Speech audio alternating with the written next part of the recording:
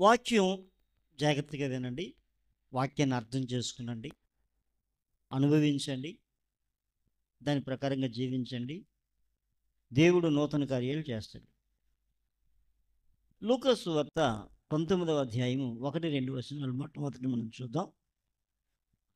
లూకా సువార్త 19వ అధ్యాయము 1-2 వచనాలు.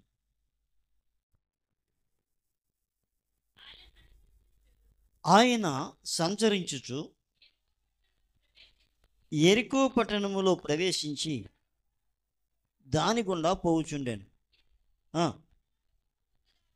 సుంకపు గుత్తదారుడును ధనవంతుడు అయిన జక్కయ్య అను పేరుగల ఒకడు యేసు ఎవరో అని చూడగోరెను గాని పొట్టివాడైనందున జనులు గుంపు కూడి ఉండుట వలన చూడలేకపోయెను. అప్పుడు యేసు ఆ త్రోవను రానై ఉండెను కనుక అతని ముందుగా పరిగెత్తి అతన్ని చూడడానికి ఒక మేడి చెట్టు ఎక్కాడు. యేసు ఆ చోటికి వచ్చినప్పుడు కన్నులెత్తి చూచి, జక్కయ్య, త్వరగా దిగుము, నేడు నేను నా ఎంట ఉండవలసినదని అతనితో చెప్పగా త్వరగా దిగి సంతోషంతో ఆయనను చేర్చుకునేను. అందరూ అది చూచి, ఈయన పాపి అయిన మనుషుని యొద్ద బస చేయ వెళ్ళినని చాలా సనుక్కున్నారు. ఇదిగో ప్రభువా, నా ఆస్తిలో సగం పేదవారికి ఇస్తున్నాను. నేను ఎవని యొద్దైనా అన్యాయముగా దేన్నైనా తీసుకున్న ఎడల అతనికి 4 మరలా చెల్లించదనని ప్రభువుతో చెప్పాను. అందుకు యేసు, ఇతడును అబ్రహాము కుమారుడే, ఎందుకనగా నేడు ఈ ఇంటికి రక్షణ వచ్చి ఉన్నదని.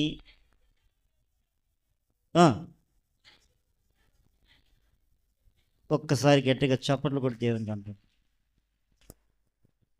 ఇక్కడ వాక్యం జాగ్రత్తగా మనం అర్థం చేసుకుందాం. చాలామంది జీవితాల్లో అన్నీ ఉన్నప్పటికీ కూడా ఏదో ఒక కొరత, ఏదో ఒక సమస్య, ఏదో ఒక ఇబ్బంది ఏర్పడి చేస్తుంది. ఎంత గొప్ప ధనవంతుడైనా, అయ్యా మీరు ప్రశాంతంగా ఉన్నారా అంటే ఉన్నాను అని చెప్పేవాళ్ళు ఎక్కడా లేరు. ప్రస్తుతం మన ప్రపంచ కోటీశ్వరుడిగా ఉన్న బిల్ గేట్స్ కానీ, లేకపోతే ఎవరైనా ముఖేష్ అంబానీ గారు కానీ, అయ్యా మీరు మనశ్శాంతిగా ఉన్నారా అంటే ఉన్నానని వారు చెప్పలేరు. స్తోత్రం. ఈ ప్రపంచంలో ఎవరూ చెప్పలేరు.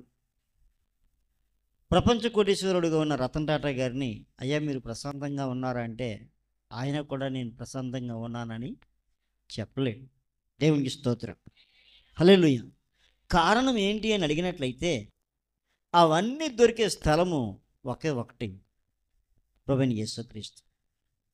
మానవ జాతికి శాంతి కావాలన్నా, సమాధానం కావాలన్నా, ఆశీర్వాదం కావాలన్నా, నెమ్మది కావాలన్నా, నిత్య జీవం కావాలన్నా ఇవన్నీ ఇచ్చే చోటే ప్రభువైన యేసుక్రీస్తు. యేసుక్రీస్తు దగ్గరికి రాకుండా ఎవరైనా నేను శాంతిని పొందాను అంటే అది అబద్ధమే. స్తోత్రం. ఎందుకంటే అది దొరికే చెడు ఒకే ఒకటి, దేవుని సన్నిధి, దేవుని యొక్క సన్నిధానం. స్తోత్రం. కనుక చాలామంది పైకి ఆడంబరముగా ఉన్నప్పటికీ కూడా లోపల ఎక్కడో మదన పడుతూ ఉండేవారు చాలామంది ఉన్నారు. హల్లెలూయా. కొందరికి కోట్ల రూపాయలు ఆస్తుంది, వారికి పిల్లలు లేరు. స్తోత్రం. కొందరికి అన్నీ ఉన్నా ఆరోగ్యం లేదు. ఇలా ఎక్కడ చూసినా ఏదో ఒక సమస్య ఏర్పడి చేస్తుంది. అదేవిధంగా ఇక్కడ ఈ లూకా సువార్తలో మనం చూసినప్పుడు జక్కయ్య, మనం చాలాసార్లు విన్న పేరులా ఉంటుంది. జక్కయ్య ఎవరట? ఆయన గురించి చెప్పమన్నమాట. సుంకపు గుత్తదారుడును ధనవంతుడును. సుంకపు గుత్తదారుడు అంటే పన్ను వసూలు చేసేవాడు, ట్యాక్స్ కలెక్టర్. రెండవది ధనవంతుడు, రిచ్ మ్యాన్. రెండు ఉన్నాయి అతనికి. మంచి ఉద్యోగం ఉంది, ధనం కూడా ఉంది. కానీ అతని జీవితంలో ఏమీ లేదు అంటే నెమ్మది లేదు, నిరీక్షణ లేదు. అన్నీ ఉన్నప్పటికీ కూడా ఏదో పోగొట్టుకున్న వాని వల్ల ఉంటున్నాడు ఆయన. అయితే ఒకరోజు సువార్త అనేది అలా ప్రయాణం చేస్తూ ఉంటుంది కదా. ఆ ప్రయాణం చేస్తున్న సువార్త ఆయన దగ్గరికి వచ్చింది. వచ్చినప్పుడు ఎవరి యేసు? యేసు గురించి చాలామంది చెప్తా ఉన్నారు, చాలామంది వెళ్తూ ఉన్నారు. అటువంటి యేసు మన మార్గంలోనే వస్తూ ఉన్నాడు, ఇటుపక్కే వస్తూ ఉన్నాడు అని చెప్పి ఆ యేసు ఎవరో చూడాలని అతను వెళ్ళడం అనేది జరిగింది. కానీ అక్కడ వాక్యం చెప్తా ఉంది, అతను పొట్టివాడైనందున అతను యేసుని చూడలేని పరిస్థితి. నిజమే. ఈరోజు చాలామంది జీవితంలో మరుగుజ్జుతనం అనేది ఉంది. పొట్టివాడు అంటే శారీరకమైన పొట్టితనమే కాదు, కానీ ఆత్మీయ పొట్టితనం, మరుగుజ్జుతనం చాలామంది దేవుణ్ణి కలుసుకోకుండా చేస్తాం. ఆయన సర్వశక్తిమంతుడని తెలిసినప్పటికీ కూడా ఆయనతో ఉండడానికి కానీ ఆయన దగ్గరికి వెళ్ళడానికి కానీ చాలామంది ధైర్యం చేయలేకపోతూ ఉన్నారు. ఏంటి కారణం? ఎందుకు ధైర్యం చేయలేకపోతూ ఉన్నారంటే వారి స్వబుద్ధి వారిని నాశనం చేస్తూ ఉంది. ఆ స్వబుద్ధిలో ఒకటి కులం కానీ, అహంకారం కానీ, ధనము కానీ వారిని పొట్టివారినిగా చేసి వారు నిజమైన శాంతిని, సమాధానాన్ని పొందకుండా చేస్తాము. దేవునికి స్తోత్రం కలుగును కాక. హల్లెలూయా. అయితే ఇతను ఆస్తిపాస్తులు అన్నీ ఉన్నప్పటికీ కూడా అతనిలో ఉన్న వేదన అతను ఎరిగి ఉన్నాడు కనుక ఎన్ని ఉన్నా సుఖమే ఉంది, నాకు కావలసింది ఏదో నేను పొందాలి అనే ఉద్దేశంతో అతను తప్పనిసరిగా యేసుని చూడాలని బయటకు వచ్చాడు. అక్కడ దగ్గరలో ఉన్న ఒక మేడి చెట్టు ఎక్కాడు. మేడి చెట్టు. మరి ఈ మేడి చెట్టు కొరకు మనం చూసినట్లయితే మేడి పండు చూడ మేలుమై ఉండును, పొట్ట విప్పు చూడ పురుగులుండు అనే ఒక పద్యం ఒకటి వేమన గారు చెప్పారు. మేడి పండు చాలా బాగుంటుందట, కానీ పొట్ట విప్పితే పురుగులు ఉంటాయట. మానవుని జీవితం కూడా చూడడానికి చాలా బాగుంది, కానీ లోపలన్నీ కూడా సమస్యలు, ఇబ్బందులే. వీడు ఎలా ఉన్నాడో ఆ చెట్టు ఎలా ఉందో వీడి జీవితం కూడా అలాగే ఉంది. కానీ సర్వలోకాన్ని కూడా ఆయన చూస్తూ ఉన్నాడు. ప్రతి మనిషిని ఆయన చూస్తూ ఉన్నాడు. ఎందుకు చూస్తూ ఉన్నాడు అని చూస్తే కీర్తన 14వ అధ్యాయం 2వ వచనంలో మనం చూసినప్పుడు వివేకము కలిగి దేవుని వెదకవారు కలరేమో అని యెహోవా ఆకాశం నుండి నరులను పరిశీలన చేస్తూ ఉన్నాడు. అంటే అందరూ లోకం తట్టు చూచేవారు, లోకంలో మునిగిపోయిన వారే, కానీ దేవుని తట్టు చూచేవారు, దేవుని వెతికేవారు చాలా తక్కువ మంది. కనుక ఆ తక్కువ మందిని చాలా ఈజీగా కనిపెట్టచ్చు. ఉదాహరణకి తక్కువ మందిలో ఉన్న మంచివారిని ఎలా గుర్తుపట్టగలమో మీకు సింపుల్గా చెప్తాను. భూమి మీద చాలామందికి లక్షల మంది ప్రజలు ఉన్నారు. ఒకానొక దినమున పరలోకంలో జరిగే మీటింగ్కి సాతాను గడు వెళ్ళాడు. పరలోకంలో జరిగే మీటింగ్కి సాతాను వెళ్ళాడు. సాతాను వెళ్ళినప్పుడు దేవుడు ఒక మాట అడిగాడు, ఒరేయ్ బాబు నువ్వు ఎక్కడి నుంచి వచ్చావు అని అడిగాడు. వాడు అంటాడు, నేను భూమి మీద ఇటు అటు తిరుగుతూ ఉండేవాడిని అన్నాడు. వాడికి ఏమి లేదంటే నిలువ నీడ లేదు, వాడికి ఎవరు చోటు ఇవ్వట్లేదు. కనుక వాడు ఇటు అటు తిరగడమే వాడి పని. ఈరోజు చాలామంది మనం చూస్తూ ఉంటాం, ఇటు అటు తిరిగే వాళ్ళని చూస్తూ ఉంటాం. వారి జీవితానికి ఒక గమ్యం ఉండదు. గమ్యం లేక తిరిగే వాళ్ళందరూ కూడా ఒక విధంగా దయ్యం పట్టిన వాళ్ళే. స్తోత్రం. హల్లెలూయా, హల్లెలూయా. మీకు ఒక సన్యాసం చెప్తాను. రాత్రి మా ఆవిడకి చూపించాను. ఒక ఆమె చక్కగా ప్యాంటు షర్ట్ వేసుకుని చక్కగా తయారై, జుత్తు ఇంతవరకు ఉంటుంది, పెట్టుకున్న జుత్తు అది వెళ్ళిపోతూ ఉంటుంది. వెళ్ళిపోతుంటే పక్కన ఒక ఆవిడ బ్యాగ్ వేసుకుని వెళ్ళిపోతూ ఈ వెళ్ళిపోతున్న ఆవిడని ఇలా గుద్దేసిపోతుంది. గుద్దేసిపోయిన తర్వాత అది వెళ్ళిపోయింది. కానీ ఆవిడ ఎప్పుడైతే గుద్దిందో ఈవిడ ఎన్న పిచ్చిదైపోతుంది. ఏమైపోద్ది? పిచ్చిదైపోద్ది. ఒక డెవిల్ దాంట్లో ప్రవేశించి అది విగ్గది ఇలా తీసి పడేసి డ్యాన్స్ వేసుకుంటూ, అరుపులు వేసుకుంటూ, కేకలు వేసుకుంటూ పోతూ ఉంటాడు. ఇవన్నీ కూడా దూరం నుంచి ఒక పాస్టర్ గారు చూస్తూ ఉంటాడు. ఆయన సడన్గా చూస్తాడు, ఇదేంటి ఆమె నా ముందు వస్తూ ఉంది, బాగానే ఉంది, సడన్గా ఎలా అయిపోయింది ఏంటంటే పాస్టర్ గారికి అర్థం కాక ఆయన పక్కకి వెళ్ళిపోయి బైబిల్ పట్టుకుని ఉంటాడు, పక్కకి వెళ్ళి అలా చూస్తూ ఉంటాడు. ఈమె అలా ముందుకు వెళ్తూ ఉంటుంది. అటు నుంచి ఇంకొకడు పాట పాడుకుంటూ వచ్చేస్తూ ఉంటాడు. పాట పాడుకుంటూ వచ్చేస్తుంటే వాడిని చూసి ఏం చేస్తే ఇలా గుద్దుకొని పోద్ది. మళ్ళీ దాంట్లో వాళ్ళు కూడా దెయ్యం వెళ్ళిపోయి వాడు వెంటనే చెప్పులే ఇసిరేసి ఆడు పిచ్చి పిచ్చిగా మాటలు అరుచుకుంటూ ఆడిపోతాడు. పాస్టర్ గారికి మధ్యపోద్ది, సంథింగ్ రాంగ్, ఏదో జరుగుతూ ఉంది, ఏం జరుగుతూ ఉందని చెప్పి జాగ్రత్తగా అబ్జర్వ్ చేస్తాడు. ఇది వెళ్ళిపోయి ఒక చెట్టు చోటుకి వెళ్ళిపోయి ఒక కోడిగుడ్డు తీసుకొని ఒక బాటిల్ తీసుకొని మంత్రించి దాని మీద కూడా దిష్టి తీసుకొని ఆ గుడ్డిని అక్కడ కుట్టేసి బాటిల్ అక్కడ పెట్టేసి వెళ్ళిపోద్ది. మరలా ఇంకొకడు కలిపి అప్పుడు కూడా రెండోసారి కూడా ఆ విధంగా చేస్తాడు. ఇప్పుడు ఇవన్నీ కూడా పాస్టర్ గారి పక్క నుంచి చూస్తాడు.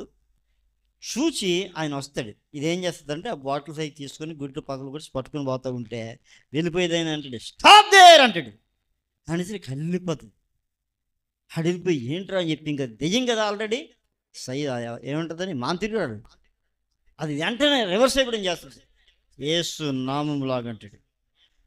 ఎప్పుడైతే ఆమె దగ్గర ఉన్న బాటిల్స్ ఆయన తీసుకొని నేలకేసి కొడతాడో ఒక బాటిల్ని, ఆ ముందు దయ్యం బట్టి ఉంది చూసారా, అది ఎక్కడో పొలాల గొట్ల మీద కూర్చొని ఆడుకుంటూ ఉంటుంది. ఆడుకున్న దాంట్లో నుంచి దయ్యం పోతుంది. ఎప్పుడైతే దయ్యం పోతే వెంటనే లేచి నేను ఎక్కడ ఉన్నానని చెప్పి కంగారు పడిపోయి గబగబా సర్దేసుకొని, ఏంటి నా చెప్పిరేమయ్యి, నా జుత్తు ఏమైందని చెప్పి వెతుక్కోవడానికి ఆవిడ వస్తూ ఉంటాడు. అంటే ఏమి వెళ్ళిపోయింది ఆవిడలో నుంచి? దయ్యం బయటికి పోయింది. అంటే ఈ దయ్యం ఎలా వచ్చిందిరా అని చూసినట్లయితే, ఈ చేతబడి చేసే ఒక స్త్రీ అది రోడ్డు మీద ఏం చేస్తుంది, టచ్ చేసి అవతల పట్టుకుంటూ ఉంది అవతల వాళ్ళని. దేవునికి స్తోత్రం, హల్లెలూయా. అంటే ఎందుకు ఈ విషయం మీకు చెప్తా ఉన్నానంటే, మనం బయటికి వెళ్ళినప్పుడు కూడా కొంత జాగ్రత్తగా ఉండాలి. ఎవరితో పడితే వారితో ఉండడం కానీ, ఎవరిని పడితే వారిని టచ్ చేయడం కానీ మనం చేయకూడదు. స్తోత్రం. మొత్తం మీద ఆ బాటిల్స్ ఎప్పుడైతే ఆ పాస్టర్ గారు బద్దలు కొట్టి చేస్తాడో, రెండో వాడు కూడా లెవెల్ అయిపోతాడు. పాస్టర్ గారికి సీన్ అర్థమైపోతుంది. ఇంకా అన్య భాషల్లో ప్రార్థన చేస్తూ ఉంటాడు. ఎప్పుడైతే అన్య భాషల్లో ప్రార్థన చేస్తూ ఉంటాడో ఇంకా అది దొరలడం ప్రారంభిస్తుంది. దేవునికి స్తోత్రం. ఈ విషయమంతా చెప్పడానికి 2 కారణాలు ఉన్నాయి. ఎవరు చెప్తారు? మొట్టమొదట ఆ వ్యక్తి అంతవరకు బాగానే ఉన్నాడు, సడన్గా మారిపోయారు ఇద్దరు కూడా. కారణం వారిని ఏం పట్టింది? దయ్యం. ఒక మనిషి నుంచి ఒక వ్యక్తిలోకి ఏమొచ్చింది? దయ్యం వచ్చింది. ఇలా పని పాటు లేకుండా తిరిగే వాళ్ళు చాలామంది ఉన్నారు. వీళ్ళు పనిదే. అప్పుడు నేను ఆలోచన చేశాను, కిర్లంపూడిలో ఉన్న కొందరు పిచ్చోళ్ళని గట్రా చూస్తే వీళ్ళు కూడా ఇటువంటి పరిస్థితి జరిగి ఉంటుంది అనే ఆలోచన అనేది నాకు కొంతవరకు వచ్చింది. దాని కొరకు ఏం చేద్దామనే ఆలోచన కూడా నాకు వచ్చింది. దేవునికి స్తోత్రం, హల్లెలూయా. రెండవది, పాస్టర్ గారు ప్రార్థన చేస్తూ ఏం ప్రార్థన చేస్తున్నాడు? అన్య భాషలలో ప్రార్థన చేస్తున్నాడు. జాగ్రత్తగా అర్థం చేసుకోండి. ఎప్పుడైతే అన్య భాషల్లో ప్రార్థన చేస్తున్నాడో, ఇది కూడా ఏదో మాట్లాడింది కానీ అన్య భాషల్లో ప్రార్థన చేశాక తట్టుకోలేక దొరుకుతూ ఉంది. అంటే దానికి ఏమర్థం కావు? అన్య భాషలు దయ్యానికి అర్థం కావు. అన్య భాషలు ఎప్పుడైతే మాట్లాడుతూ ఉంటామో సైతాన శక్తులు పరిగెడుతూ ఉంటాయి. హల్లెలూయా. ఇది పక్క వాస్తవం. అయితే ఈరోజు బయలుదేరిన కొందరు దౌర్భాగ్యపు పాస్టర్ గారు పరిశుద్ధాత్మ లేదు, పరిశుద్ధాత్మ భాషలు లేవని మాట్లాడుతూ ఉన్నారు. పరిశుద్ధాత్మ భాషలు లేవని వాడు పొందలేదు. పొందలేని వాడు పొందలేనట్టు ఊరుకోవాలి. పొందలేని వారు పొందలేనట్టుగా ఊరుకోవాలి. అంతే తప్ప పొందిన వారిని చూసి వేళకోళం చేస్తూ ఉంటే, నిజంగా పరిశుద్ధాత్మ పొంది భాషలు మాట్లాడే వారికి కూడా ఏమొచ్చేస్తుందంటే, అయితే నేను పరిశుద్ధాత్మ పొందలేదా, పరిశుద్ధాత్మ ఇప్పుడు లేదా, అయితే నేను దయ్యాన్ని పొందేనా అనే డౌట్ వచ్చిన వాళ్ళు చాలామంది ఉన్నారు. దేవునికి స్తోత్రం. ఒకసారి ఒక పాస్టర్ గారు ఇంటికి వెళ్ళి ప్రార్థన చేసుకుందాం అని చెప్పి మేడ మీద మోకలేసి ప్రార్థన చేస్తూ ఉన్నాం. నేను భాషలో ప్రార్థన చేస్తూ ఉంటే ఆయన కూడా కొంతసేపటికి ఒక 20 నిమిషాల తర్వాత ఆయన కూడా భాషలో స్టార్ట్ చేశాడు. ప్రార్థన అయిపోయిన తర్వాత నేను అడిగాను, ఏమండి మరి ఎంతకాలం బట్టి మీరు ఎప్పుడు కూడా భాషలు మాట్లాడలేదంటే, నేను పెంతుకొస్తు అనుభవంలో ఉన్నవాడినేనండి, నేను భాషలు మాట్లాడి ప్రార్థన చేసేవాడిని. మన కిర్లంపూడిలో ఉన్న పాస్టర్ గారు ఎవరు పరిశుద్ధాత్మ పొందలేదు. సరికదా నేను భాషలు మాట్లాడి ప్రార్థన చేస్తూ ఉంటే నన్ను వింతగా చూస్తూ ఉంటే నేను భాషలు మరిచిపోయానండి ఎంతకాలం అన్నాడు ఆయన. చూడండి ఎంత దౌర్భాగ్యమో. దేవునికి స్తోత్రం కలుగును కాదు. హల్లెలూయా. కనుక తప్పనిసరిగా యేసుక్రీస్తు ప్రభువుని అంగీకరించిన ప్రతి వారికి కూడా ప్రేమ కలిగిన దేవుడు తప్పనిసరిగా భాషలు అనే వరం ఇస్తూ ఉన్నాడు. పరిశుద్ధాత్మని అభిషేకం ప్రతి వారికి ఇస్తూ భాషల వరాన్ని ప్రతి వారికి ఇస్తూ ఉన్నాడు. ఇది జ్ఞాపకం ఉంచుకోండి. మీరు పొందిన పరిశుద్ధాత్మ అది సామాన్యమైనది కాదు అనే విషయాన్ని మీరు జ్ఞాపకం ఉంచుకోండి. దేవునికి స్తోత్రం కలుగును కాక. హల్లెలూయా. సరే, ఇక్కడ యేసు ఎవరో చూడాలి అనుకుని ఇతను ఈ జక్కయ్య అనే వ్యక్తి యేసు ఎవరో చూడాలని చెట్టెక్కాడు. కానీ సర్వలోకాన్ని ఎరిగిన దేవుడు, సర్వలోకాన్ని ఎరిగిన దేవుడు సర్వలోకాన్ని ఎరిగిన దేవుడు అందరినీ చూస్తున్నాడు. ఆయన ఎవరైనా నన్ను వెతికేవారు ఉన్నారా? ఇందాక అక్కడ అయ్యాం. ఇప్పుడు సైతాను గారిని అడుగుతున్నాడు, ఒరే నువ్వు ఎక్కడి నుంచి వచ్చావురా అంటే నేను భూమి మీద నుంచి వచ్చాను అన్నాడు. అయితే భూమి మీద ఉన్న యోబు గారు నీకు తెలుసా అన్నాడు. అంటే నాకెందుకు తెలియదు అన్నాడు. ఏమంటే యోబు ఉన్నా నీకు తెలుసా అంటే ఏ యోబు అని అడగాలి, కానీ వాడు అడగట్లేదంటే కారణం ఏంటి? దేవుణ్ణి వెతికేవారు చాలా తక్కువ మంది, అందులో ఉన్నాడు యోబు. స్తోత్రం. కనుక సాతానికి ఎవరు బాగా తెలుసు అంటే ఎవరు దేవుని పట్ల భయము భక్తి కలిగిన వాళ్ళో సాతానికి బాగా తెలుసు. ఎందుకంటే వాడి దాడి ఎవరి మీద ఉంటుందంటే దేవుని పట్ల భయము భక్తి కలిగిన వారిని కొడితేనే అడిగి పండగ. మిగతా వాళ్ళ జోలికి వెళ్ళడం, మిగతా వాళ్ళు అలాగే వాడి సంబంధులే. అటు లోకము ఇటు దేవుడు రెండు ఉంటాయి. వాళ్ళ జోలికి అడు వెళ్ళడం అంత పని లేదు అడిగి. ఎందుకంటే సాతాన్ అనేవాడు సామాన్యుడి కాదు, వాడికి సరిజోడి కావాలి. ఏం కావాలి? సరిజోడి కావాలి. ఎవరి మీద పడితే వారి మీద యుద్ధానికి వెళ్ళిపోయేంత బలహీనుడు కాదు వాడు. స్తోత్రం. నిజంగా రోషం కలిగిన వాడు ఎవడైనా సరే ఎవరిని పడితే దాన్ని కొట్టడం, దెబ్బకి సరిపోవాలి. రారా చూసుకుందామంటే రారా చూసుకుందాం అన్నవాడు కావాలి. స్తోత్రం. సైతానికి కూడా అలాంటి వాడే కావాలి. దావీదు లాంటి వాడిని కూడా ఏమన్నాడంటే వాడు, ఏయ్ నేను కుర్రలతో యుద్ధం చేయను అన్నాడు. ఏమన్నాడు దావీదుని చూసి? నేను పిల్లలతో యుద్ధం చేయను అన్నాడు వాడు. అంటే దావీదు వాడికి ఎలా కనపడుతున్నాడంటే బాలుడిగానే కనపడుతున్నాడు. అంటే వాడికి ఎవరు కావాలి? నా పర్సనాలిటీ చూసావా, నన్ను చూసావా, నాతో నువ్వెందుకు పనికి వస్తావురా అన్నాడు చూస్తున్నాడు దావీదుని. దేవునికి స్తోత్రం. అంటే సాతాను ఎవరి మీద పడితే వారి మీదకి వచ్చేవాడు కాదు. కొందరు అంటారు సైతాను శోధన ఎక్కువైపోయిందంటే నాకు నవ్వు వస్తూ ఉంటుంది. నువ్వే పెద్ద సైతానికి, నీకు మళ్ళీ సైతాను శోధన అని. స్తోత్రం. ఎవరో మాట అనాలంటే దేవునిలో బలంగా ఉన్నవారు ఎవరనంటే ఓకే దేవునిలో బలంగా ఉన్నారు కనుక సాతాను వీరిని శోధిస్తుంది అనుకోవచ్చు. దేవునిలో బలంగా ఉంటే మన బ్రతుకులో ఒక సువార్త లేదు, ఒక సాక్ష్యం లేదు, ఒక పాట లేదు, ఒక మాట లేదు. దేవుని కొరకు ఏమీ చేయలేదు. దేవుని కొరకు ఏమీ చేయలేని వారు దేవుని సొంతం అవుతారు. హల్లెలూయా. దేవుని సొంతమైన వాళ్ళు, దేవుని కొరకు పనిచేసేవారు దేవుని సొంతం కనుక వారిని పని మానిపిస్తే సైతానికి లాభం కనుక వారి జోలికి వెళ్తాడు. వారి జోలికి వెళ్ళి వారిని ఏమీ చేయలేక అది సిగ్గుపడిపోతాడు. స్తోత్రం. హల్లెలూయా, హల్లెలూయా. కాబట్టి సాతాను అందరి జోలికి వెళ్ళడు. మనం రమ్మంటే వాడు వస్తాడు తప్పనిసరిగా. మనం పిలిస్తే రావాలి తప్ప పిలవకుండా వాడు కూడా రాడు. మనం ఎక్కడైనా కొంచెం అవకాశం ఇస్తే వాళ్ళు లోపలికి వస్తారు. అవకాశం ఇవ్వకపోతే లోపలికి రాడు. మరలా చెప్తున్నాడు, సాతానికి ఎవరు కావాలి? తనతో పాటు సమానంగా దెబ్బలాడేవారు కావాలి. అయితే వాడికి ఎవరిని బాగా తెలుసు అంటే ఎవరు భక్తులు కాదో సాతానికి బాగా తెలుసు. వెంటనే చెప్పాడు, నాకెందుకు తెలియదు యోబుని? అతని చుట్టూ నువ్వు కంచి వేసావు కదా, ఆ మస్కట్ దేశానికి ఒక రాజులా ఉన్నాడు కదా, ఆయనే కదా నాకు తెలుసు అంటున్నాడు. హల్లెలూయా. అంటే నువ్వెవరో, నీ చరిత్ర ఏంటో మొత్తం వాడికి తెలుసు. స్తోత్రం చెప్పండి. హల్లెలూయా. ఒకసారి చాలా సంవత్సరాల కిందట అంటే ఒక 22 సంవత్సరాల కిందట ఇక్కడ మా మహిమ ఉందా, వెళ్ళిపోయింది, ఎత్తబడిందా? రైట్. ఈవిడ ఎర్రవాణి వేసుకుని వచ్చింది. ఎర్రవాణి, రెడ్ వాణి వేసుకుని వస్తే అక్కడ దయ్యం ఉంది. ఇదిగో పాస్టర్ గారు, ఈ పిల్ల పలానా సీరియల్కి వస్తుంది, నా దగ్గరికే వస్తుందని చెప్తుంది. ఏం చెప్పింది? పలానా సీరియల్కి నా దగ్గరికే వస్తుంది ఎర్రవని పిల్ల అని చెప్పింది. అప్పుడు నా పరిస్థితి చెప్పండి. దానికి ఎంత దొరికేసాను నేను? మా సంఘస్సులు ఎక్కడున్నారు?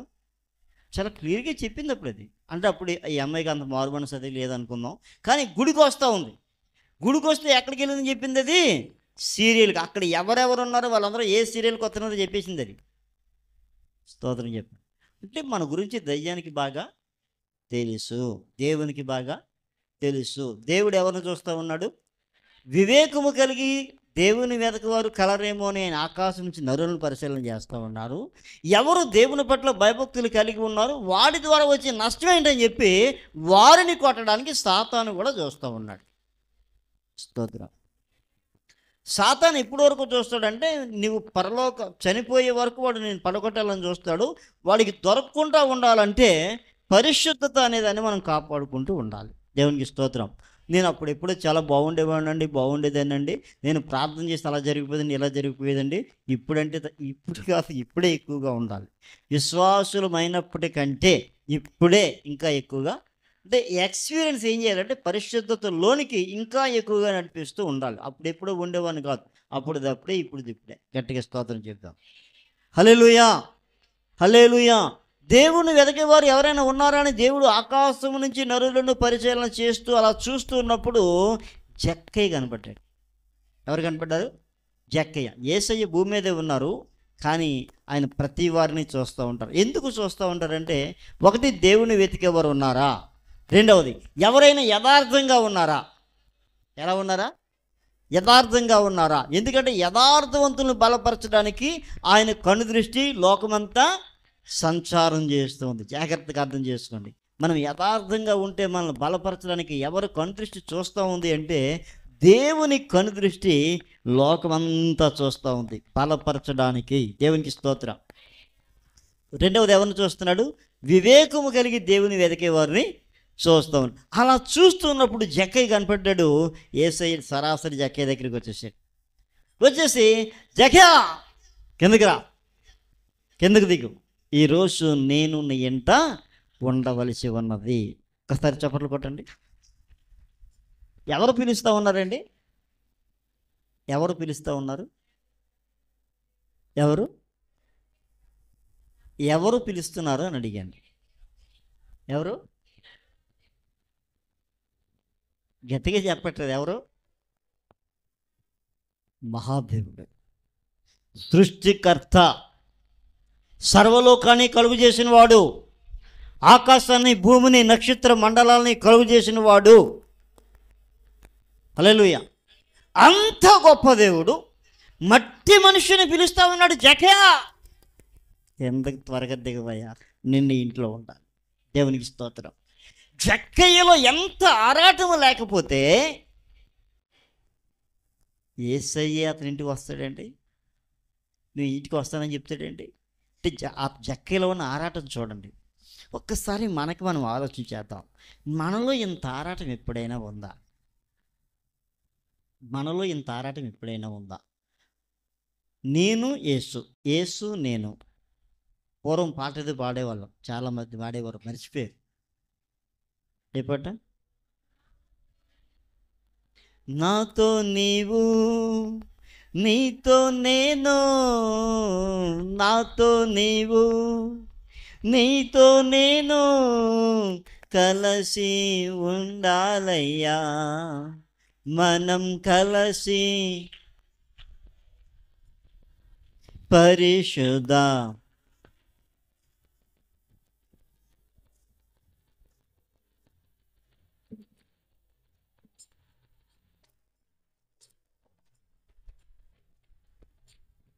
హల్లెలూయా. ఆయనతో మనం ఆయనతో పాట పాడడం కలడం జరిగిందా? కలడం జరగకుండా అయిపోయామా? స్తోత్రం. అంటే కొన్ని పాడుతాము, మాట్లాడుతాము, కానీ అది కంప్లీట్ కాకుండా మధ్యలో ఆగిపోతూ ఉంటాం. దేవునికి స్తోత్రం. కానీ అనుకున్నది సాధించాలి, అనుకున్నది సాధించాలి. దేవునికి స్తోత్రం చెప్తాం. మనం ఏదైనా ఒక ప్రార్థన చేసేటప్పుడు ఒక టార్గెట్ ఉండాలి. ఇది జరగాలనే టార్గెట్ ఉండాలి. జరిగిన తర్వాతే ప్రార్థన ఆపాలి. స్తోత్రం. జరగకుండా ప్రార్థన ఆపకూడదు. స్తోత్రం. హల్లెలూయా. జక్కయ్య యేసు ఎవరో అని చూడాలని వచ్చాడు. యేసు ఎవరో ఆయనకు అర్థమైపోయింది. ఒక్క పిలుపుతో అర్థమైపోయింది. ఎన్ని పిలుపులతో? ఒక్క పిలుపుతో. దేవునికి స్తోత్రం.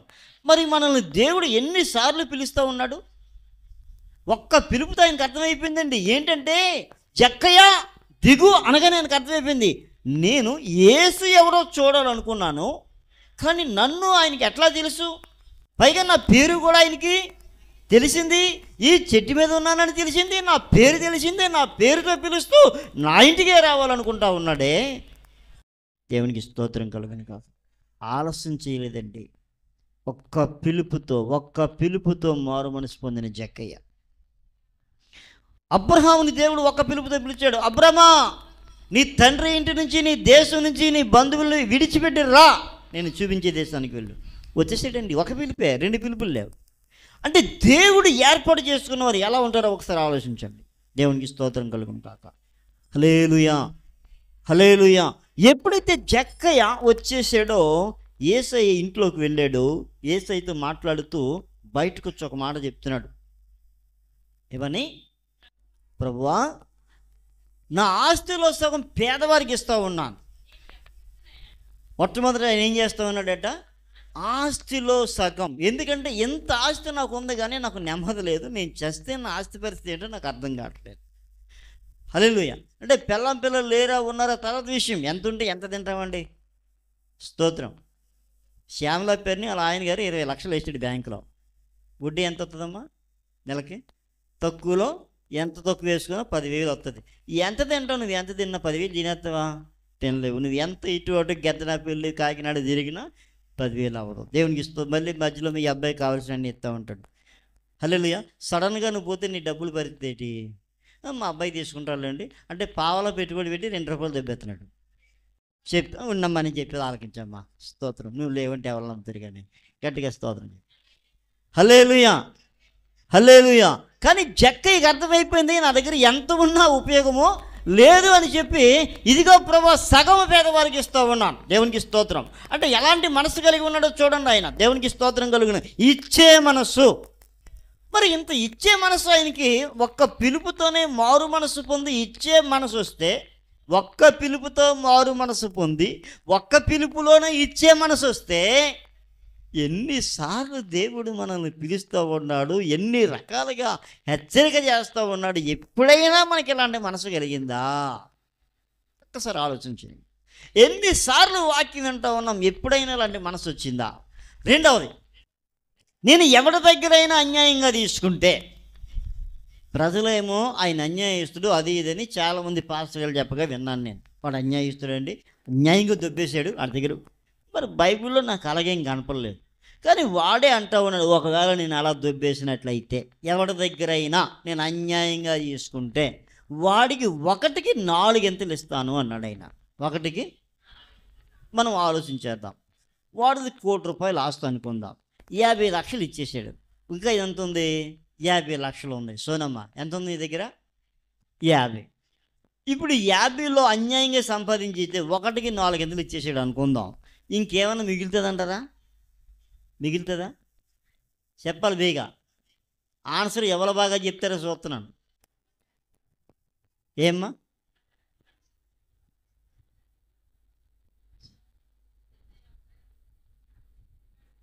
దేవునికి స్తోత్రం. ఆత్మీయంగా ఆలోచించాలి, ఆత్మీయంగా ఆలోచించాలి.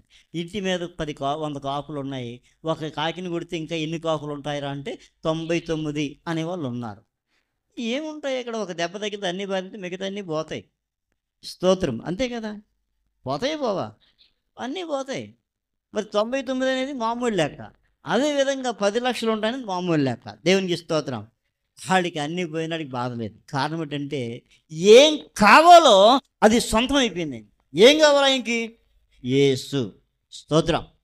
యేసు ఉంటే అన్నీ ఉన్నట్టే, యేసు లేకపోతే ఏమీ లేనట్టే. స్తోత్రం.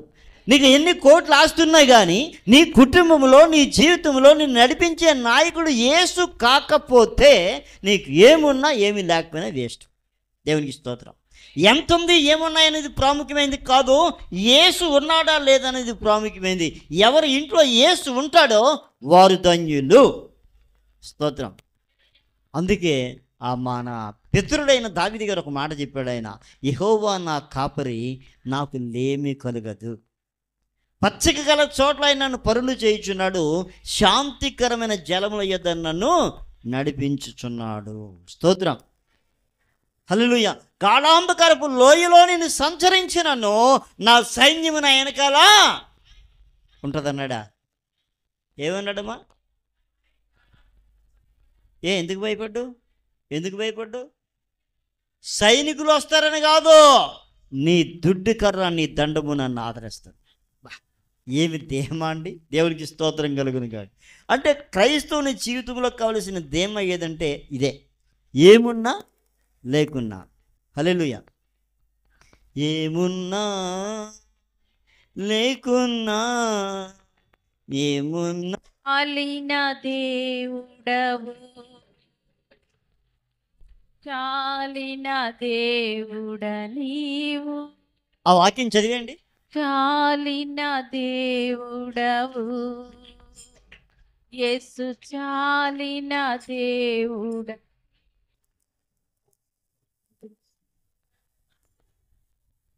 అంజూరపు చెట్లు పూయకపోయినా, రిఫరెన్స్ చెప్పమ్మా, రిఫరెన్స్ హబక్కూకు గ్రంథము 12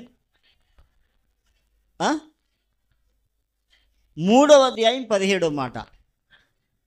అంజూరపు చెట్లు పూయకపోయినా, ద్రాక్ష చెట్లు ఫలించకపోయినా, ఒలివల చెట్లు కాపు లేకపోయినా, చేనిలోని పైరు పంటకు రాకపోయినా, గొర్రెలు దొడ్డులో లేకపోయినా, సాలలో పశువు లేకపోయినా, నేను యెహోవా యందు ఏమి లేకపోతే, ఏమున్నా లేకున్నా, ఏమున్నా.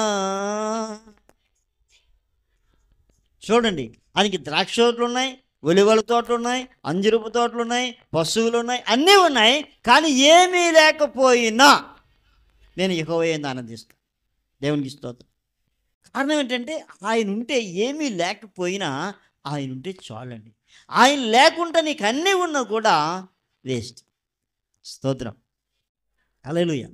అలా యేసుని ఎరిగిన వాళ్ళు ఏం చేస్తారంటే యేసు కొరకు అన్నీ విడిచిపెడతారు. యేసు కొరకు అన్నీ, హల్లెలూయా, ధారాళముగా ఇస్తారు, ధారాళముగా విడిచిపెడతారు. అలా మీకు తెలిసిన వాళ్ళు ఎవరంటే ఒక పేరు చెప్పండి.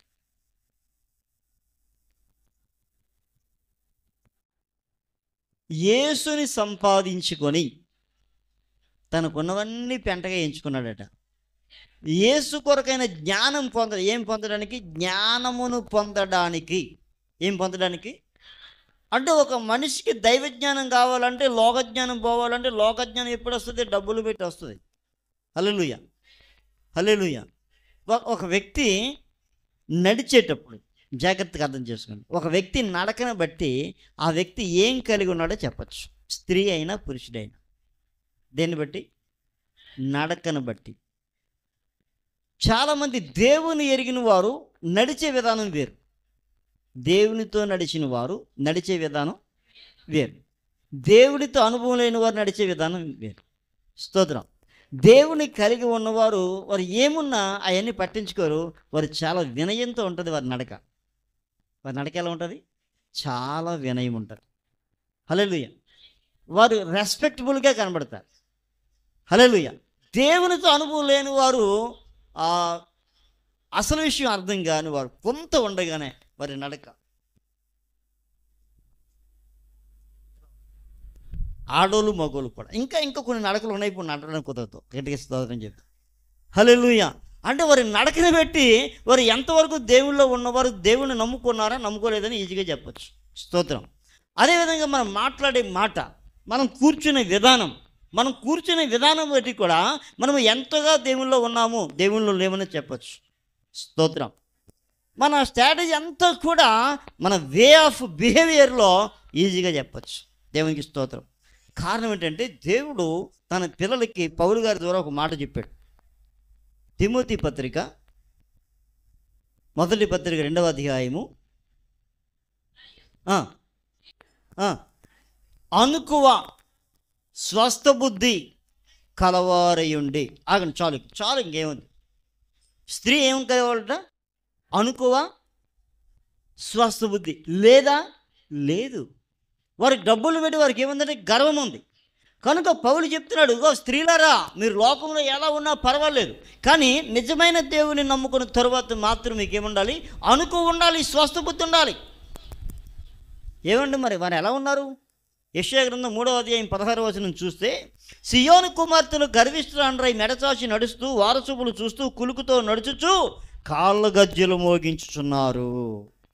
హల్లెలూయా. ఎలా ఉన్నారట సియోను కుమార్తెలు? గర్విష్ఠురాండ్రై మెడచాచి నడుస్తూ ఉన్నారు, వారసుపులు చూస్తూ ఉన్నారు. ఎవరైనా నన్ను అబ్జర్వ్ చేస్తున్నారా లేదా? నా నడకను చూస్తూ ఉన్నారా లేదా? నా పట్టీలు సౌండ్ వింటూ ఉన్నారా లేదా? నా ఆభరణాలు చూస్తూ ఉన్నారా లేదా? నేను వేసుకునే బట్టలు స్టైల్ చూస్తూ ఉన్నారా లేదా? వారసుపులు చూస్తూ ఉంటారు కొందరు. వాళ్ళు తినగానే వెళ్ళిపోతూ ఉంటారు, కానీ వారి చూపు చాలా భయంకరంగా ఉంటుంది. దేవునికి స్తోత్రం. అంటే వాళ్ళకి ఎప్పుడు ఏం కావాలంటే ఇతరులు అబ్జర్వేషన్ చేయాలి వాళ్ళని. ఇవన్నీ చూశాడు పౌలు గారు. పౌలు చెప్తా ఉన్నాడు, ఇగో దేవుడు నమ్ముకున్న వారులారా, మేము దైవభక్తి కలవారు అని చెప్పుకునే స్త్రీలకు తగినట్టుగా ప్రతి స్త్రీ కూడా సత్క్రియల చేత తమ్మును తాము వెండితో బంగారంతో అలంకరించుకోవడం గొప్పతనం కాదు. అది ఎవడైనా అలంకరించుకుంటాడు. దేవునికి స్తోత్రం. వ్యభిచారులు కూడా అలంకరించుకుంటున్నారు. అది కాదండి గొప్పతనం. దేవునికి స్తోత్రం కలుగును కాదు.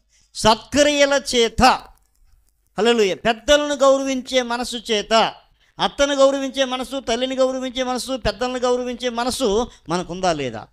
దేవుని సన్నిధిలో ఎట్లా ఉండాలి, దేవుని పిల్లలతో ఎలా ఉండాలి, లోకంలో ఎలా ఉండాలి మనకు తెలియాలి. ఈ మనసు లేకుండా నీకు ఎలా ఉన్నా అది వేస్ట్. అది అందుకే దైవభక్తి కలిగిన వారు కూడా ఉన్న రూల్స్ వేరు. దైవభక్తి గలవారు అని చెప్పుకునే స్త్రీలకు తగినట్టుగా సత్క్రియల చేత తమను తాము. అటువలనే శారా అబ్రహాముని యజమానుడా అని పిలుస్తూ, ఏమని పిలుస్తుందట? యజమానుడా అని పిలుస్తూ, చదవండి. ఆ ప్రకారము శారా, పేతురు రాసిన పత్రిక 3వ అధ్యాయంలో మనం చదువుతూ ఉన్నాం. శారా అబ్రహాముని యజమానుడా అని పిలుస్తూ అతనికి లోబడి ఉండెను. మీరును యోగ్యముగా నడుచుకొనుచు ఏ భయమునకు బెదరక ఉన్న ఎడల ఆమెకు పిల్లలగుదురు. దేవునికి స్తోత్రం. మన తండ్రి అబ్రహాం అయితే, మన తల్లి సారా అయితే తల్లిదండ్రులకు పేరు తెచ్చేవారుగా ఉండాలి అంటే మనకు మాదిరి ఎవరు అంటే తల్లిదండ్రులైన అబ్రహాము, శారా. దేవునికి స్తోత్రం చెప్తాం. హల్లెలూయా, హల్లెలూయా. సరే, దేవుని బిడ్డలకు ఉన్న లక్షణం ఎట్లా ఉంటుంది? అది డిఫరెన్స్. దేవుని బిడ్డలుగా కావాలనుకునే వారు ఎప్పుడు కూడా వారు ఏం కలిగి ఉన్నారో వాటిని పక్కనెట్టేస్తారు. అదేవిధంగా జక్కయ్య కూడా తను ఏం కలిగి ఉన్నాడో అవన్నీ పక్కనెట్టేసి నువ్వు నాకు కావాలి ప్రభు అంటున్నాడు ఆయన. దేవునికి స్తోత్రం. యేసు ప్రభు వారు కూడా వెంటనే ఒక మాట ఉపయోగించారు. హల్లెలూయా. యేసు ప్రభు వారు కూడా వెంటనే ఉపయోగించిన మాట ఏంటి? ఇతడును అబ్రహాము కుమారుడే, ఈ ఇంటికి నేడే రక్షణ వచ్చింది. రక్షణ ఎప్పుడు వచ్చింది? నేడే, రేపు కాదండి. రక్షణ ఎప్పుడు వచ్చింది? రక్షణ ఎప్పుడు పొందాలి? నేడే. ఎందుకు నేడే? నేడే అనుకూల సమయం. అనుకూల సమయం ఇప్పుడు నేడే, రేపు కాదు. నేను వచ్చే సంవత్సరం పొందుతానండి, ఈలోగా పోతే మారు మనసు పొందడానికి ఇంకా ఆలస్యం చేస్తే ఈలోగా పోతే. దేవుని తెలుసుకున్నాం కానీ మారు మనసు పొందలేదు. పరిస్థితి ఏంటి? దేవునికి స్తోత్రం. బైబిల్ చెప్తా ఉంది నేడే రక్షణ దినం, రేపు అని మాట్లాడలేదు. ఇంత గొప్ప రక్షణ నువ్వు నిర్లక్ష్యం చేస్తే how can escape from the lord, from Rath of God? దేవుని ఉగ్రత నుంచి నువ్వు ఎలా తప్పించుకుంటావు? దేవునికి స్తోత్రం కలుగును. హల్లెలూయా. అంటే దేనైనా నిర్లక్ష్యం చేయొచ్చు కానీ దేని నిర్లక్ష్యం చేయకూడదు? రక్షణ. జక్కయ్య ఏ రోజు యేసు ప్రభువును అంగీకరించాడో ఆ రోజే జక్కయ్య రక్షణ పొందాడు. జక్కయ్య ఇంటికే రక్షణ వచ్చింది. దేవునికి స్తోత్రం. మనం ఆలోచించేద్దాం. ఒకరు రక్షణ పొందితే ఇంటి అందరికీ రక్షణ వచ్చే విధానం ఎక్కడైనా ఉందా? ఇంకొక పేరు చెప్పండి. ఇంకొక పేరు చెప్పండి. జైలు అధికారి. అయా, రక్షణ పొందడానికి నేనేం చేయాలి? ప్రభువైన యేసుక్రీస్తునందు విశ్వాసం ఉంచుము, అప్పుడు నీవును నీ ఇంటి వారును. ఆ రాత్రే వారు రక్షణ పొందినట్టుగా వాక్యం చెప్తా ఉంది. లూదియా ఆ రోజే ఆమె మారు మనసు పొంది రక్షణ పొందినట్టుగా ఆమె ఇంటివారు వాక్యం చెప్తా ఉంది. మరి మనం ఆలోచించేద్దాం. మన ఇంట్లో భర్త రక్షణ పొందినప్పుడే భార్య పొందిందా? భర్త భార్య రక్షణ పొందినప్పుడే పిల్లల రక్షణలోనికి వచ్చారా? ఇంకా వాయిదా పెట్టారా? స్తోత్రం. హల్లెలూయా, హల్లెలూయా. ఏమ్మా మీరేమ్మా, నువ్వు మీ ఆయన ఒకసారి పొందారా? ఒకసారా? బాప్తిసం ఒకసారి పొందారా? జీవితమా నువ్వు ఒకసారి పొందలేదు. ఇది ఎంత ఘోరం అంటే చూడండి. పాపం మగోళ్ళు చాలామంది తెంగరోళ్ళు ఉంటారు.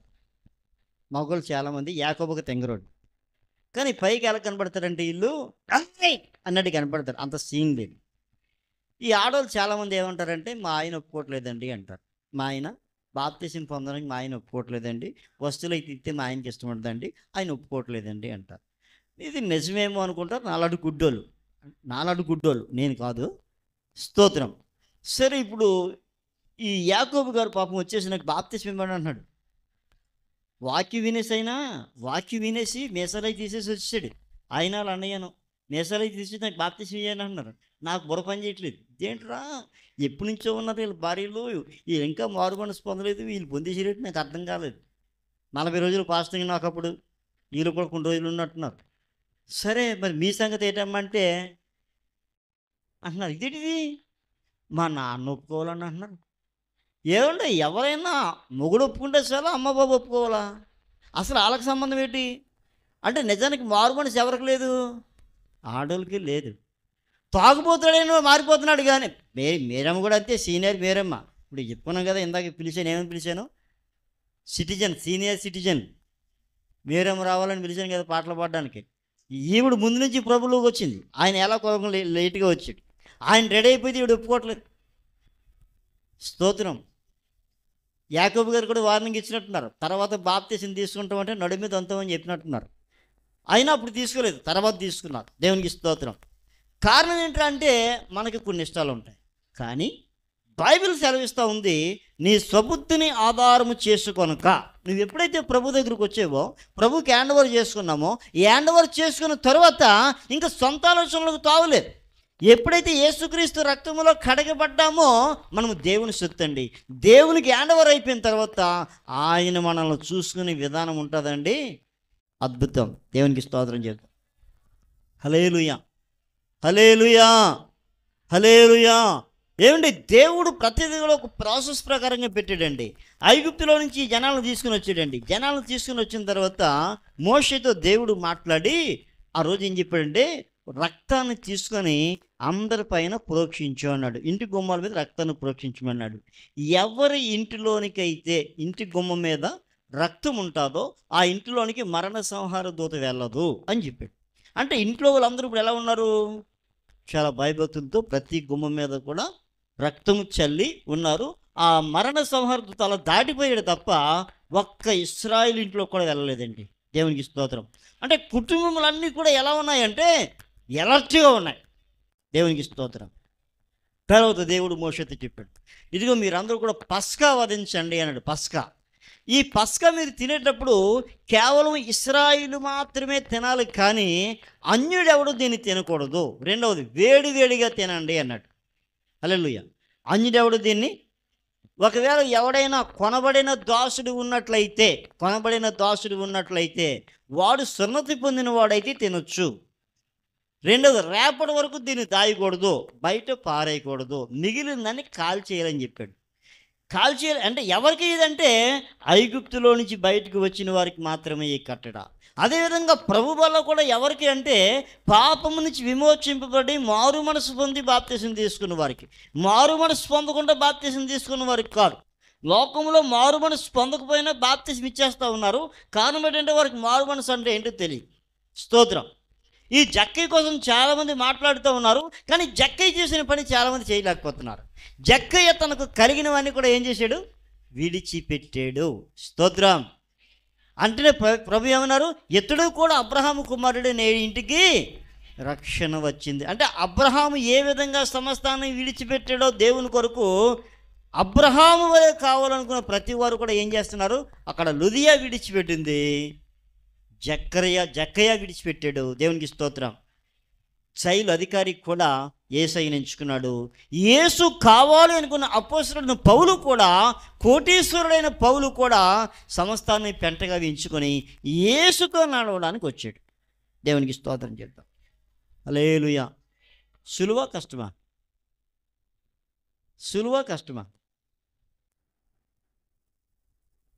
కొందరు అన్నీ వదిలేస్తున్నారు, కానీ నోరు వదలలేకపోతున్నారండి. నోరు వదలడం అంటే గయ్యాలీతనం, మర్యాదగా మాట్లాడలేని పరిస్థితి. ఈ నోటి మాట మర్యాదగా లేని కారణం చేత చాలామంది రక్షణ పొందలేకపోతున్నారు. ఏమంటున్నారు తెలుసా? ఏం మారిందంటే ఆ నోరు చూడండి. అంటే యేసు ప్రభులోకి వచ్చిన తర్వాత ఏది సాత్వికం కావాలంటే నోరు కూడా సాత్వికం కావాలి. హల్లెలూయా. బైబిల్లో ఒక మాట ఉంది, నాలుక అగ్నియే అన్నాడు. నాలుక ఎలాంటిదట? చదవండి బేగా, నేను చెప్పగానే తీసి చదివేయాలి మీరు బేగా. యాకోబు పత్రిక, నాలుక అగ్నియే. నాలుక మన అవయవముల్లో ఉంచబడిన పాప ప్రపంచమై సర్వ శరీరమునకును మాలిన్యము కలుగుజేయును. ప్రకృతి చట్టమునకు ప్రకృతి చట్టానికి ప్రకృతి చక్రానికి చిచ్చు పెడుతుందట. ఎవరమ్మా? ఎవరు నాలుక? ఒకసారి మనం ఆలోచిద్దాం, మన నాలుకలు ఎలా ఉన్నాయో. కొందరికి నాలుక ఉంది కదని ఎలా పడితే అలా మాట్లాడుతూ ఉంటారు. కానీ నాలుక ఈ బాడీ అంతట్లో చాలా చిన్నదట. కానీ పాప ప్రపంచం అన్నాడు అది. దేవునికి స్తోత్రం. ఒక పెద్ద షిప్ నడవడానికి అది ఏ దిక్కునుందో చెప్పడానికి చుక్కానీ కావాలి. ఏం కావాలి? చుక్కానీ కావాలి. దాన్ని ఏమంటారు? దిక్సూచి. అది చాలా చిన్నది. ఈ దిక్సూచిని బట్టి పడవ ఏ పక్క వెళ్తుందో చెప్పచ్చు, విమానం కానీ. దేవునికి స్తోత్రం. మరి ఈ నాలుక కనుక సరిగా లేకపోతే ఇది ఏంటంటే నిప్పు అన్నాడు. ఒక్క అగ్గిపులతో పెద్ద పెద్ద తోటలు, ఒక్క అగ్గిపులతో తోటలు తగలేయచ్చు, ఊరు కాల్చేయచ్చు. ఒక్క అగ్గిపులతో. అగ్గిపుల్లలు లేకుండా కూడా కాల్చే కెపాసిటీ దేనికి ఉందంటే నాలుక ఉంది. స్తోత్రం. ఇప్పుడు మనం ఆలోచన చేద్దాం. నేను యేసు ప్రభువుని నమ్ముకున్న తర్వాత అబ్రహాము కుమారుడిగా కుమార్తెగా మార్చబడ్డాను అనుకుంటాను. నేను నా నాలుకనేమైనా స్వాధీనపరుచుకున్నానా? అప్పుడు గట్టిగా మాట్లాడిన నేను ఇప్పుడు ఆ నాలుకలో సాధుత్వాన్ని ఏమైనా తీసుకుని వచ్చానా? స్తోత్రం. ఇప్పుడు అలాగ అడగాలనుకోండి, ఎవరిని అడగాలి? ఆడవాళ్ళ కోసం అడగాలంటే ఎవరిని అడగాలి? భర్తను అడిగామనుకుందాం. భర్త ఏమంటాడు తెలుసా? ఓయ్ బాబా పాటర్ గారు, ఆ నాలుకే బాగుంటే నేను ఎప్పుడో దేవుడిని నమ్మేసుకుందానండి. నేను దేవుని నమ్ముకోపోవడానికి కారణమే మా యావుడు నాలుగు అంటున్నాడు ఆయన. చాలామంది. దేవునికి స్తోత్రం. ఒకసారి ఆలోచించండి. నా దగ్గర మాట్లాడే రీతి వేరేండి. నా దగ్గర మీరు ఫోన్లో మాట్లాడే రీతి భలే ఉంటుంది. కుళాయి దగ్గర మాట్లాడే రీతి కొంచెం స్టైల్ మారుతుంది. మరి ఇంట్లో మాట్లాడే రీతి? స్తోత్రం. కొన్ని రింగ్ టోన్స్ ఉన్నాయి నా దగ్గర. ఎక్కడున్నా?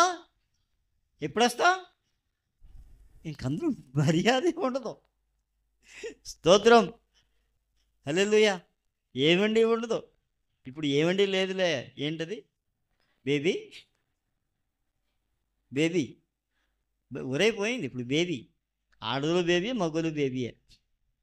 స్తోత్రం. కనుక ఈ బేబీలు ఆంటీలు ఈ కాదు. కానీ ఒకసారి మనం ఆలోచిద్దాం, మన నాలుక ఎలా ఉందో ఒకసారి ఆలోచన చెయ్యండి.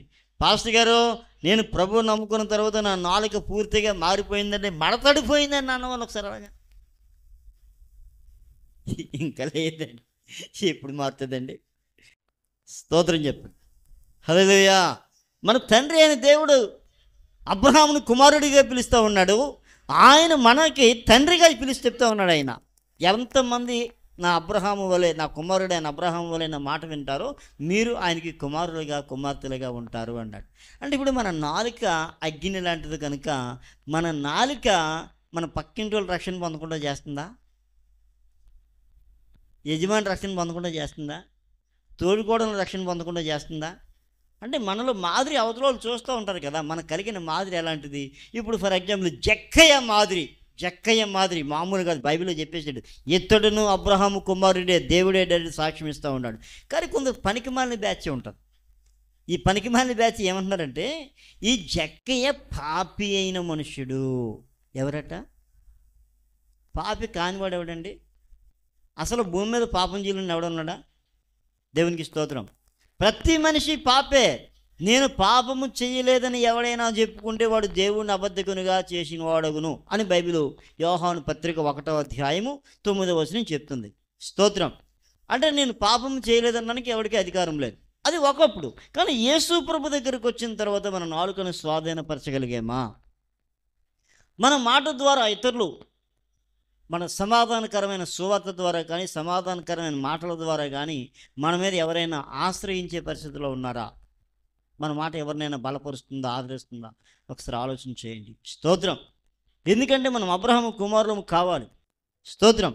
జక్కయ్య ఒక్క రోజులోనే అబ్రహాము కుమారుడిగా మార్చబడ్డాడు. దేవునికి స్తోత్రం.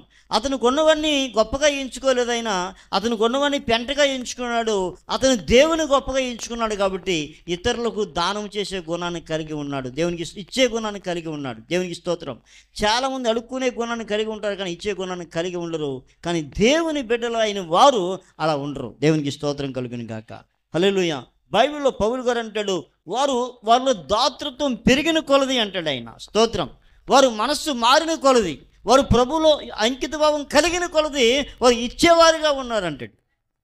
మరొక చోట అంటాడు, మీరు ఇంతగా చేస్తారని నేను అనుకోలేదు అంటాడు. వాళ్ళు నిజానికి పేదవాళ్ళట, కానీ ఇచ్చేవారుగా ఉన్నారట, ఇతరులకు ఇచ్చేవారుగా ఉన్నారట. దేవునికి స్తోత్రం చెప్తాం. మరి మనం ఎవరికైనా ఎప్పుడైనా అలా చేసిన వాళ్ళుగా ఉన్నామా? స్తోత్రం. దేవుని పని కొరకైనా మనం అలా చేసిన వారిగా ఉన్నామా? స్తోత్రం చెప్పండి. హల్లెలూయా. జక్కయ్య ఒక్క రోజులో మారు మనసు పొందాడు. జక్కయ్య అంటున్నాడు, ఆయన ఎవరో ఆయనకు అర్థమైపోయింది. ప్రశ్న వేసాడు, జవాబు దొరికేసింది. ప్రశ్న వేసాడు, జవాబు దొరికేసింది. స్తోత్రం. మనం ఎప్పుడైనా ప్రశ్న వేసామా? నేను నమ్ముకున్నది ఎవరిని అని ఎప్పుడైనా ఆలోచించామా? ఇంకొక ప్రశ్న, అసలు నువ్వెవరు అని ఎప్పుడైనా ఆలోచించావా? నేనెవరు? ఒకసారి ఆలోచించండి. నేనెవరు, నువ్వెవరు ఎప్పుడైనా ఆలోచించారా? చెప్పండి, మీరెవరు?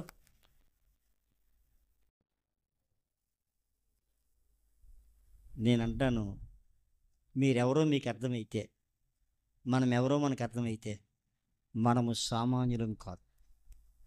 మనం ఎవరో మనకు అర్థమైతే మనం ఎవరం కాదు, సామాన్యులం కాదు. ఎందుకు అంటే ఎప్పుడైతే ఆ మహానుభావుడైన యేసు ప్రభువు దగ్గరికి వచ్చేసామో ఆయన మనకు అధికారం ఇచ్చాడు. ఇదిగో పాములను త్రాళ్లను త్రొక్కుటకును శత్రు బలమంతటి మీద మీకు అధికారం ఇచ్చాను, ఏది మీకు ఎంత మాత్రమో హాని చెయ్యదు అన్నాడు. హల్లెలూయా. నేను ముగించిపోతున్నాను. మనం ఎవరమో సింపుల్గా చెప్తాను. యెహోషువ, జాగ్రత్తగా అర్థం చేసుకోండి. యెహోషువ ఫిలిష్తీయులతో యుద్ధం చేయాలి. హల్లెలూయా. సాయంత్రం అయిపోతుంది. టైం అవ్వకముందే యుద్ధం జరిగిపోవాలి. సాయంత్రం అవ్వకూడదు. ఇలా తేలిపోవాలంటే రేపటి వరకు వాయిదా వేసే ఉద్దేశం లేదు ఆయనకి. చాలామంది రేపటికి వాయిదా వేస్తూ ఉన్నారు. రేపు బైబిల్ రేపు చెప్పలేదు. రేపేమి సంభవించినో నీకు తెలియదు, నీ జీవం ఏపాటిది, మీరు కొంతసేపు కనపడి అంతలో మాయమైపోయావు ఆవిరి వంటి వారే. రేపు అనే మాట క్రైస్తవుడికి ఉండకూడదండి. రేపు ఉంటామో ఉండమో తెలియదు, ఈరోజు చేయాలి. స్తోత్రం. అందుకని రేపుడు యుద్ధం కోసం ఆలోచించలేదు ఆయన. ఈరోజు యుద్ధం జరిగిపోవాలి ఆలోచించాడు. ఏం చేస్తే బాగుంటుంది? సూర్యుడు అస్తమయానికి వచ్చేస్తా ఉన్నాడు, లాభం లేదు, రాకూడదు అని చెప్పి, చంద్రుడా నువ్వు గిబియోనులో ఉండు, సూర్యుడా నువ్వు అయ్యోలో లోయలో ఉండు అన్నాడు. సూర్యుడిని చంద్రుడిని ఆపేసాడు. ఎవరు? మట్టి మనిషి. యెహోషువ బంగారం కాదు, వెండి కాదు, వజ్ర వైడూర్యం కాదు. ఆఫ్టర్ ఆల్ ఒక మ్యాన్, ఒక సామాన్యమైన మనిషి. కానీ ఈ సామాన్యమైన మనిషి దేవునితో ఉన్నాడు, దేవుని బలముతో ఉన్నాడు. కనుక ఏం చేశాడు? సూర్య చంద్రుల్ని ఆపిన దినము వంటి దినము మరలా లేదట. దేవునికి స్తోత్రం కలుగును కాక. ఏమిటయ్యా నీ బలం? నా బలమా, నా కోట, ఆరాధనా నీకే. ఎవరాయన బలం? ఎవరాయన కోట? ఈ బలం ఎవరు? సూర్యచంద్రులను ఆపిన ఈ యెహోషువ బలం ఎవరిది? దేవుని బలం. యెహోషువ గొప్పడా? మనకంటే గొప్పగా పుట్టాడా? లేదు. ఆయన ఒక పరిచారకుడు అండి. మోషే గారి వెనకాల బైబిల్ పట్టుకొని తిరిగిన పరిచారకుడు ఆయన. కానీ ఆయన దేవునితో ఉన్న లింక్ చూడండి.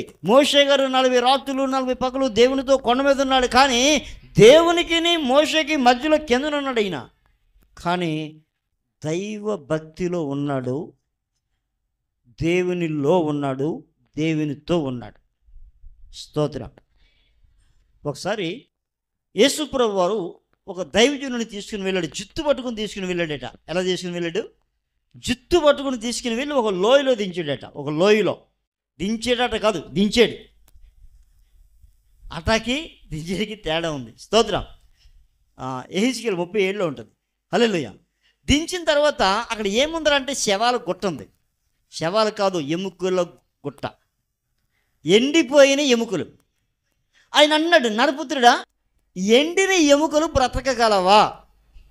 ఎండిన ఎముకలు, శవాలు బ్రతుకుతాయా అనే మాట వేరు, ఎండిన ఎముకలు బ్రతుకుతాయా అన్నాడు. ఈయనకి డౌట్ వచ్చి, ఏమో ప్రభు నాకేం తెలుసు, నీకే తెలుసు అన్నాడు. అయితే నువ్వు ప్రవచనం ఎత్తి ఇలాగ చెప్పు అన్నాడు. ఏమని? చచ్చిన వారిలో బ్రతికిరని ఆయన చెప్పలేదు. వినండి వినండి, చచ్చిన వారిలో బ్రతికిరండి అని చెప్పలేదు.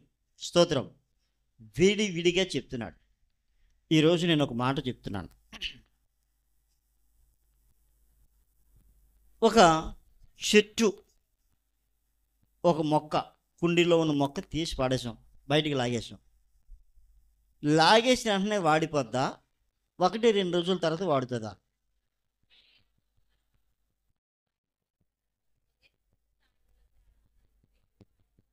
చెట్టు కొమ్మలు నరికాం, సాయంత్రానికి వాడిపోతాయి, 2 రోజులు పడుతుందా? 2 రోజులు ఈజీగా పడుతుంది. స్తోత్రం. మరలా చిగురిస్తాయా? అవకాశం ఉందా? స్తోత్రం. ఎందుకని? ఏమై వేరు చేయబడ్డాయి.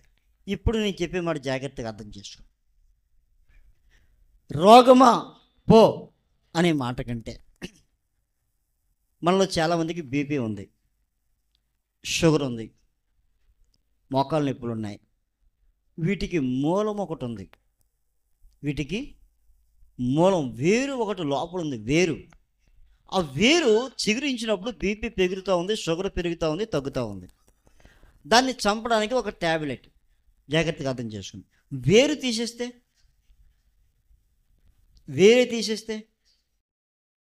ఇప్పుడు మనం చేయాల్సిన ప్రార్థన,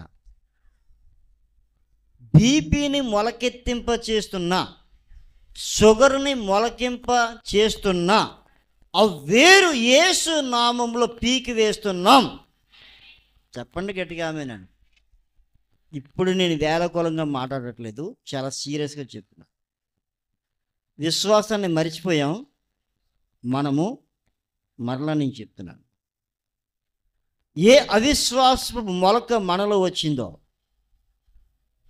ఆ మొలకను మనం పెంచి పెద్ద చేస్తున్నాం. ఈరోజు దాన్ని తెంపి పాడేయాలి, సమూలంగా తీసేయాలి.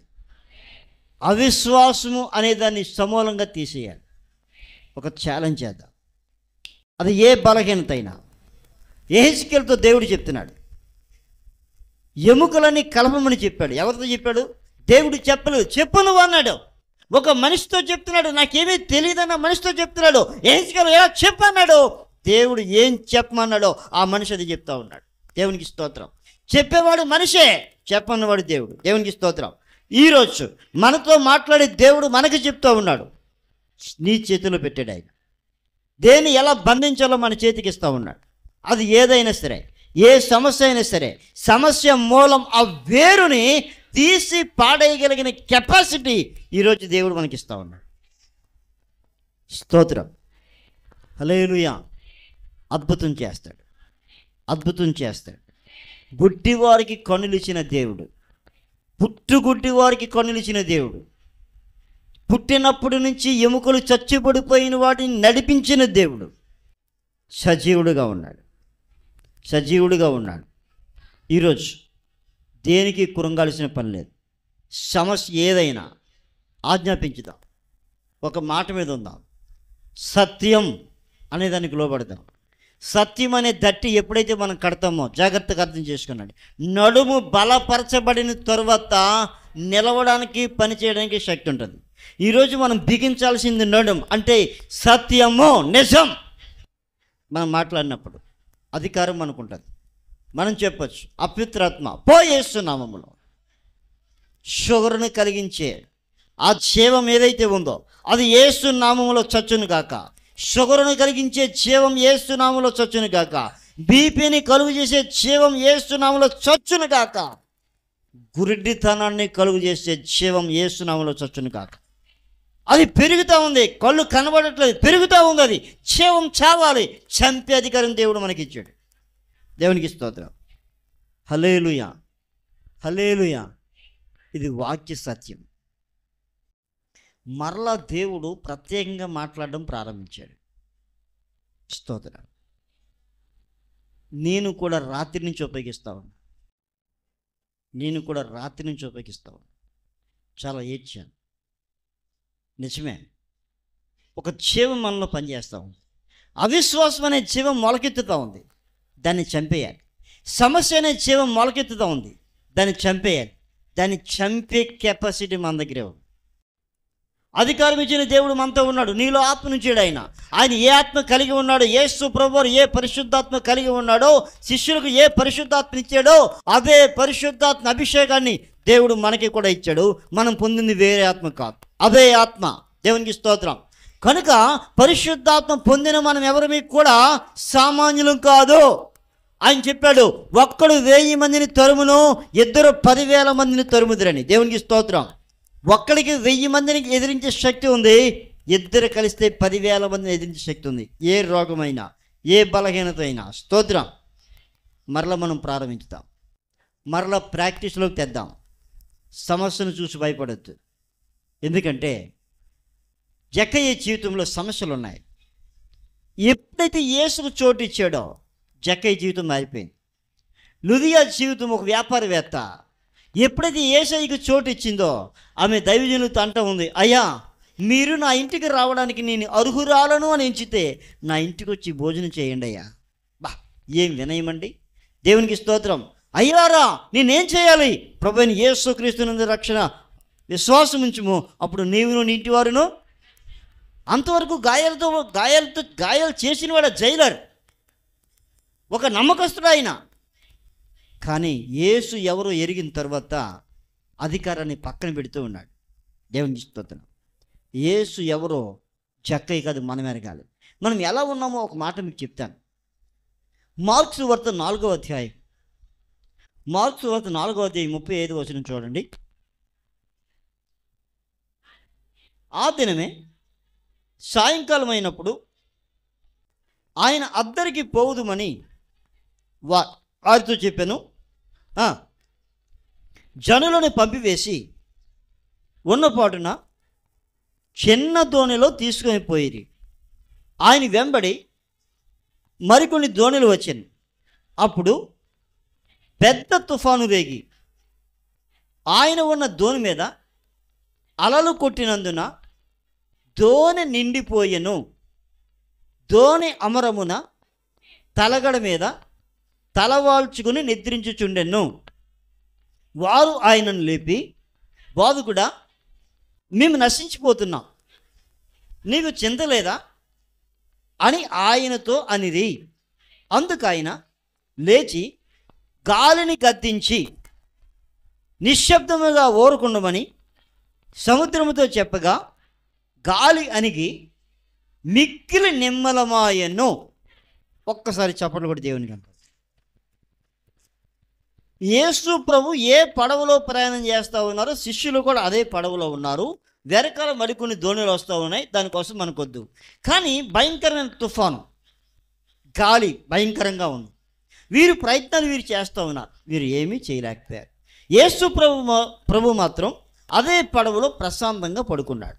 కారణం ఏంటంటే ఆయన శాంతిని అనుగ్రహించే దేవుడు. ఎలాంటి సమస్యలు కూడా ఆయన కలవరపరచవు. అందుకే ప్రభు ఒక మాట అన్నాడు, నా శాంతిని మీకు ఇస్తాను అన్నాడు. అంటే నీ జీవితంలో ఎలాంటి సమస్యలున్నా, శోధనలున్నా, ఇబ్బందులున్నా కలవరపడకుండా చేయగలిగిన వాడు యేసయ్య. ఆయన మీద విశ్వాసం ఉంచేవారు ఎవరు కూడా కలవరపడరు. ఇది జరుగుతుందా అని అనుకోవచ్చేమో, కానీ అది జరుగుతుంది. ఎందుకంటే ఆయన లేని వాటిని ఉన్నట్టుగా చేయువాడు, మృతులను సజీవులుగా చేయువాడు. రోమా 4:17 ప్రకారంగా. స్తోత్రం. ఇప్పుడు జరిగింది చూడండి. యేసు ప్రభువారిని ఎప్పుడైతే లేపారో ఆయన గాలిని గద్దించి సముద్రముతో నిమ్మలించమని చెప్పగా గాలి అణిగెను, సముద్రము నిమ్మలమాయెను. బాగానే ఉంది. ఇప్పుడు ఈ పడవలో ఉన్న వీళ్ళు ఏమంటున్నారో తెలుసా? ఈయన ఎవరో గాలియు సముద్రం ఇతనికి లోబడుచున్నవని ఒకనితో ఒకడు చెప్పుకొనిరి. మన పరిస్థితి కూడా అలాగే. యేసుతోనే ఉన్నాము, యేసు మీటింగులకి వెళ్ళాము, యేసు కార్యాలు చూస్తూ ఉన్నాము, యేసు ప్రభు ద్వారా మన జీవితంలో ఎన్నో కార్యాలు చూస్తూ ఉన్నాము. ఇన్ని చేసిన తర్వాత ఇతను ఎవరో మనకు అర్థం కావట్లేదు. ఒకళ్ళొకళ్ళు చెప్పుకున్నాడు, ఏంటి కార్యం? అరే మనకు తెలీదా?